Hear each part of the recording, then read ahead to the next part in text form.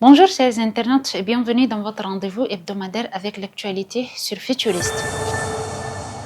L'Assemblée nationale a procédé ce jeudi 27 mars 2025 à l'installation officielle de ses 13 commissions permanentes ainsi que du comité d'évaluation des politiques publiques. La cérémonie s'est déroulée lors d'une séance plénière au Palais de la démocratie de Gassi sous la présidence d'Ali Koloto Tchaimi, président de l'Assemblée nationale.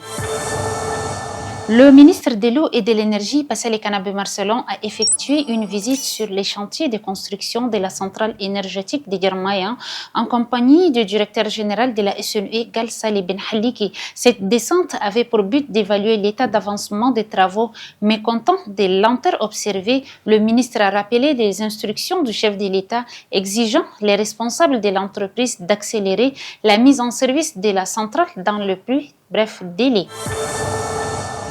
Le délégué général du gouvernement auprès de la province du Kanem, le général Assef Mohamed Assouni, a visité ce 25 mars 2020 les sites de travaux de la centrale solaire de la ville de Mao. Cette visite s'inscrit dans le cadre du projet d'accroissement de l'accès à l'énergie au Tchad lancé le 19 mars dernier à Massakori, accompagné de l'équipe de l'EMI Solar Tchad en charge des travaux.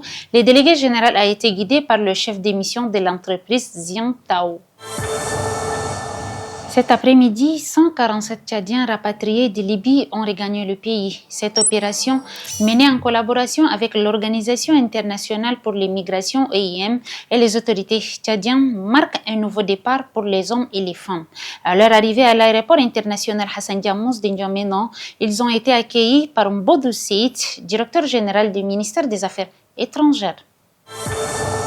En vue du Hajj 2025, le comité d'organisation du pèlerinage ORGEP a décidé d'accorder à titre exceptionnel un quota de 100 places aux compatriotes de la diaspora. Cette mesure vise à permettre à ces derniers d'accomplir leurs devoirs religieux dans les meilleures conditions aux côtés de la délégation officielle.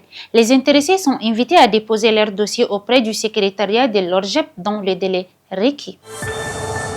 Voilà ce qui met fin à ces flashs d'informations hebdomadaires. Merci de votre fidélité et restez toujours branchés sur Futuriste pour plus d'actualités.